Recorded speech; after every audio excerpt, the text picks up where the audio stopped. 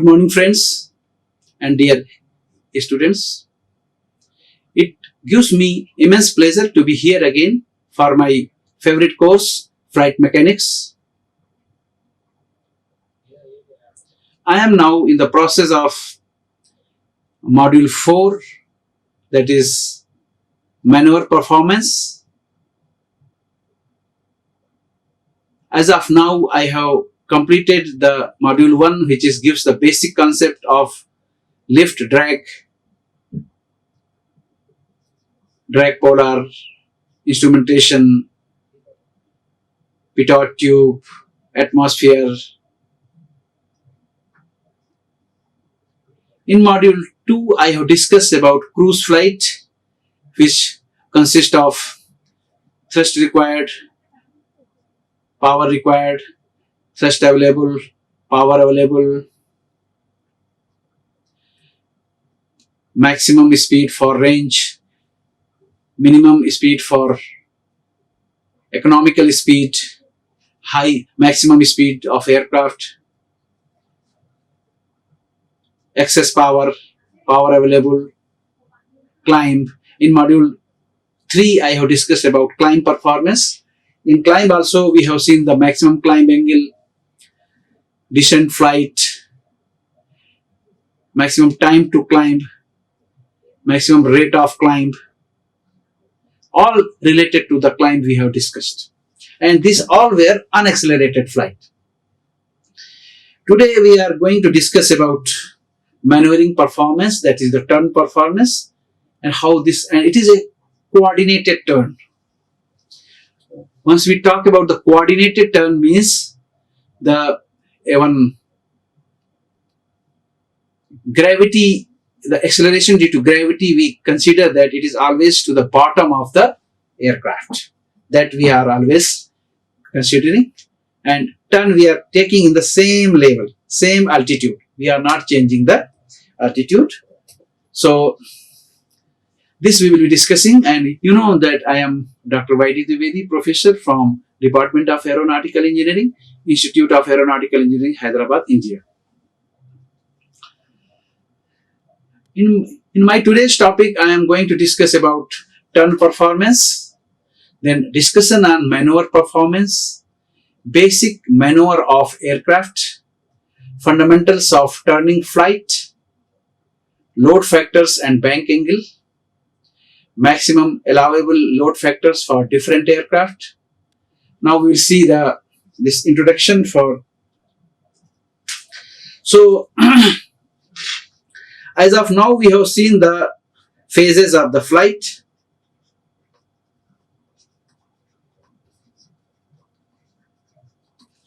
And if you see here, we have different phases. This is the takeoff. Now I will make, this is the climb. I am using different colors. This is the cruise, because cruise is very big time we are, and then we have here descent, loiter, again descent.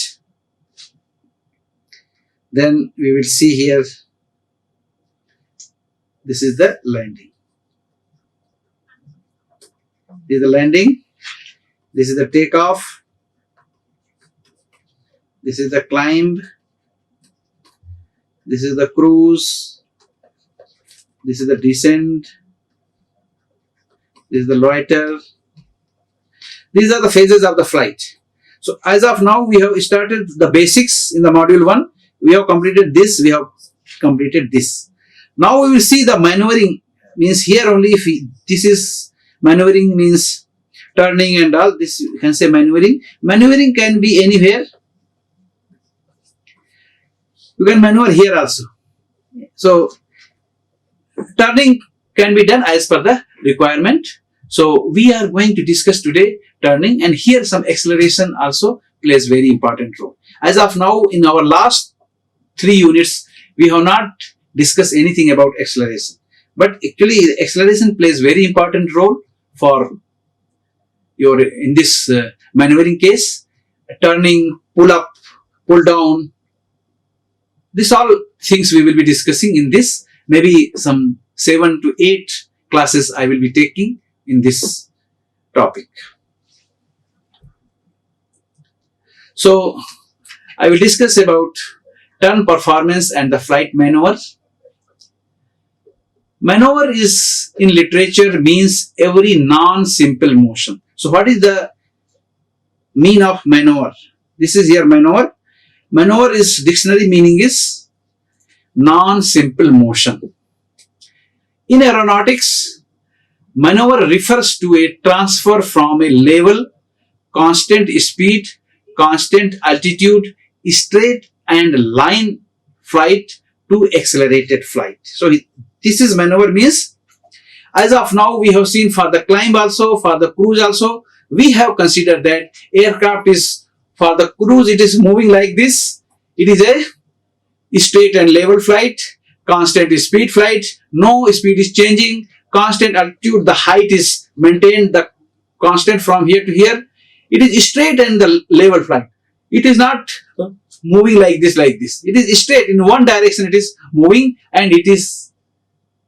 But here, if we talk about the accelerated flight, about the turn, it is an accelerated flight. Means there is a change of velocity, change of the direction of the velocity. If it is, direction is also changing, we can say that aircraft is in acceleration, which involves at least one turn or the rotation.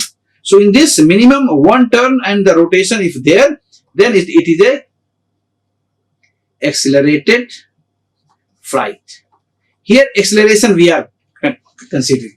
Any flight operation that includes at least one rotation around one of its three body axes, x, y or z, is called the maneuver. So if any of the axis, x direction, it is x direction, this is the y direction and this is the z direction. If any of this direction your aircraft is rotating, then we can say that aircraft, it is accelerated flight. So the rotation about x-axis is referred to as a roll. The rotation about the y-axis is referred to as a pitch, and the rotation about the z-axis is referred as a yaw. So this you can see here. This is the x direction, this is the y direction, and this is the z direction. So if your aircraft is flying like this, and if it is rotating in the x direction, so it is a roll. And if this is a y direction, so it is a pitch, and it is z direction, it is a yaw. So this direction of the aircraft is depend upon the which axis it is moving. If it is in the z axis, it is a yaw, because z axis is remain constant. With reference to the z axis, it is moving. If it is the rolling, if aircraft is flying like this and it is rolling, so this is the x axis, which is moving from nose to the tail, x axis, and this is your rolling. Pitching means this is your y axis and your nose will go up and down. This is called the pitch axis, which is explained in this diagram. General discussion on maneuver performance. A flight maneuver consists of at least one rotation, roll, pitch or yaw. These rotations are created with the help of control surfaces. We have the aileron, elevators and the rudder. Three control surfaces are there. Most flight maneuvers have a combination of these rotations. In general, aircrafts are divided into the following four major categories: normal or non-maneuverable, 2 is utility or semi-maneuverable, 3 is maneuverable or aerobatic or acrobatic, 4 is highly maneuverable. So basic maneuvers of aircraft. So what are the basic maneuvers of aircraft? The following are the three main differences. Three main differences are there. The acceleration and speed of rotation about the axis. The engine power thrust. So how you can get either you change the rotation or you change the power of the engine, the speed will increase, or the strength of the aircraft structure. So these main differences are there. It will affect these all things. Some basic maneuvers are steep turns, steep spiral, chandelier, lazy 8, spinning, dive, and inverted flight. So steep turn, you are flying like this and you are moving like this. It is called steep turn. Steep spiral, it is turning and making like this spiral. Then lazy 8, like this. Your aircraft is moving like this. Aircraft lazy. Then spinning. Dive means 90 degree, falling down 90 degree. Inverted means it is reversed. Initially it was flying like this, vertical tail is downwards like this, and the aircraft is flying. Reverse like this. Then it is called the inverted flight. So these are the few maneuvering, basic maneuvers of aircraft. Steepest turn, steep spiral, then candele, lazy 8, spin, dive, and inverted flight. So fundamentals of the turning flight that we have to understand very, very well. Then only we can understand nicely. So here I have mentioned here, this is the aircraft, this is the fuselage, this circle here is the fuselage here. These are the wings. This is the vertical tail. This is the horizontal tail. So if you see here, if it is turned to 5 degree from the horizontal, this is the phi. This phi, so your lift will act perpendicular to this, but the vertical lift, this will be the part of L, that is called L cos phi, and this vertical, this will be L sin phi. If you see the y direction, this is your Fy, and this is your force. So if we can see the top view, if your aircraft is here this is the psi, and here it is x, it is x1, y1, here it is x, and this is the y, and this is the psi, this is the radius r. So this is the top view, this is the front view. So from the front view, if you see, we are able to see the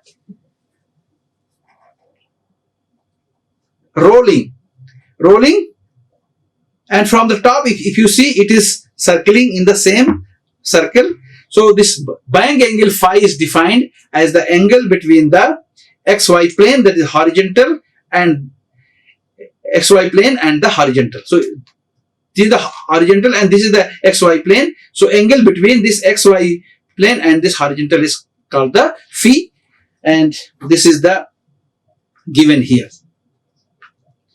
So defeating the missile by the steep turn. So if you have very good capability of the steep turn, so for the fighter aircraft it is very much essential.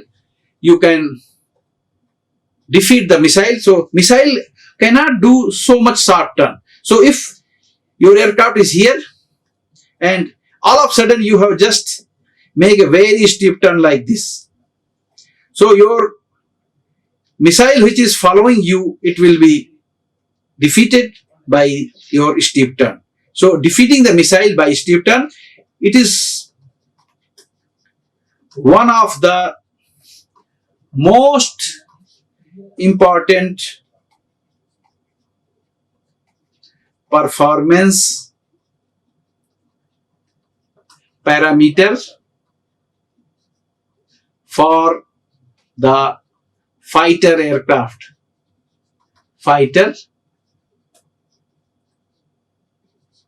Because the objective of the fighter aircraft is to misguide or confuse the missile which is following you, because enemy is fired the missile and you have to do lot of maneuvers. You can do lot of turning like this, your missile is not capable to do such type of turning as your fighter aircraft.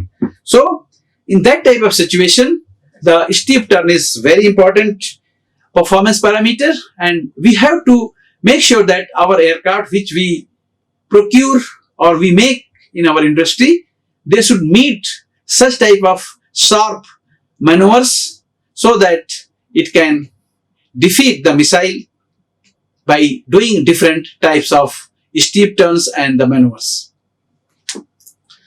Now we will discuss about the centripetal acceleration and the centrifugal force. So these two words will be coming in this topic. So we will see that how we can discuss here. So if any object is moving with some velocity v and with the radius of r, which is mentioned here, so this aircraft will generate the centripetal acceleration AC, which will be always tending towards the center of the rotation. A force will be generated which is opposite to this, which is FC, that is the centrifugal force, which will act opposite to this. And this will generate a centripetal force, but opposite to this, a centrifugal force will be generated in this direction, and there is a velocity. If you see here at top of this, the weight will be countered by this FC. If your aircraft is moving in this direction, the International Space Station ISS, so all the forces are maintained and you need not to spend any energy and you will not feel any weight in that. International space is maintained in a certain altitude. Load factor and the bank angle that we will discuss now. The ratio between the lift and the aircraft weight W is called the load factor and is important performance parameter denoted by N. So this N, that is the load factor, is equal to L by W. The load factor indeed is normalized acceleration and denoted by G in place of N and called the G load. For example, if lift is twice to the weight, then we known as N is equal to 2, or we can say that it is 2G load. In cruise flight, N is equal to 1, but in turning flight, the load factor is greater than 1. We know that L cos phi is equal to W. The load factor N is only a function of the bank angle. So the maximum permissible load factor is equivalent to the maximum permissible bank angle. So N is equal to L by W, and we also know that from the equations of motion for this, L cos phi is equal to W. So L by W is equal to 1 by cos phi, and this L by W is equal to N. N is a load factor. N is equal to 1 by cos phi. So this load factor N only is a function of the bank angle, where this phi is a bank angle. The maximum permissible load factor is equivalent to maximum permissible bank angle. So whatever is the maximum bank angle is 90. If you put this 90, cos 90 is equal to 0 and N will be the infinity. So this is the maximum, and which is not possible. So the maximum load factor is limited by the structure and the human tolerance. If N is equal to 3 means structure has to bear 3 times load of the load, or 3G, and human also to sustain 3G forces, which will affect the blood circulation. So this is very much important. As you go for higher load factors, your aircraft will maintain a very high level of understanding, and high stress will be developed. The variation of load factor versus angle of angle, this I will just see. So the variation of load factor versus angle of attack. So if you see as you increase the angle of attack, bank angle, if you increase, then it will going, and after 60, very sharp increase of and you cannot reach the 90. This you can see by somewhere 75 degree. So above figure demonstrate the increase in the load factor. In cases where the bank angle is greater than 60 degree, will be rapid. Only acrobatic and highly maneuverable aircraft are allowed to bank above 60 degree. Not all aircrafts are allowed. Only specially designed aircraft has to go above 60 degree, because from here to here a high amount of load factor will increase. Here it is 2 and here it is nearly 4. So we should not increase the bank angle more than 60 degree as the load factor increases from 2 to 4. A very high amount of stresses will be developed in the aircraft, as well as the pilots will experience very high amount of G forces, and which will affect their health, and also structural failure may occur. So we should not opt such type of bank angle. So now we will see that we know that CL is equal to half rho V square. So 2n W by rho V square S. So here we can write 2 W by n, we can write 1 by cos phi, because we know. So 2 W rho V square S cos phi.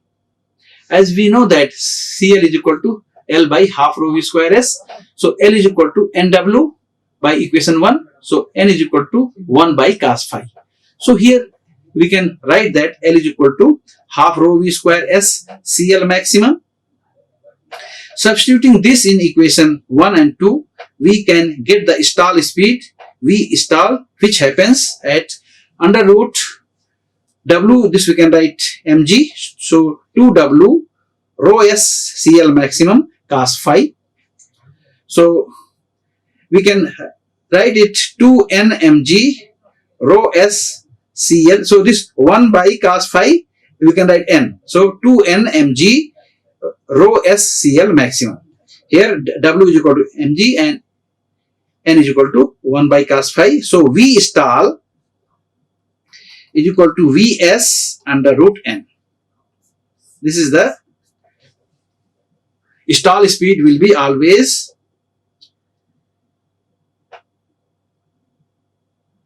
Vs during the normal stall speed into under root n. This equation shows that an aircraft may stall in a turn at any speed, even at high speeds.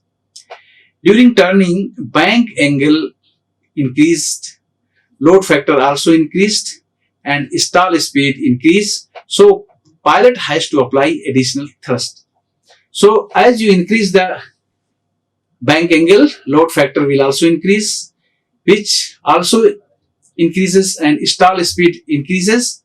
So the pilot has to apply additional thrust. So more thrust is required in this case. Some maximum allowable load factor for various aircraft. So here we have to see that the maximum allowable load factor for various types of aircraft. So here I have given some maximum positive and the negative load factors for different types of aircraft. It's very important for gate examination,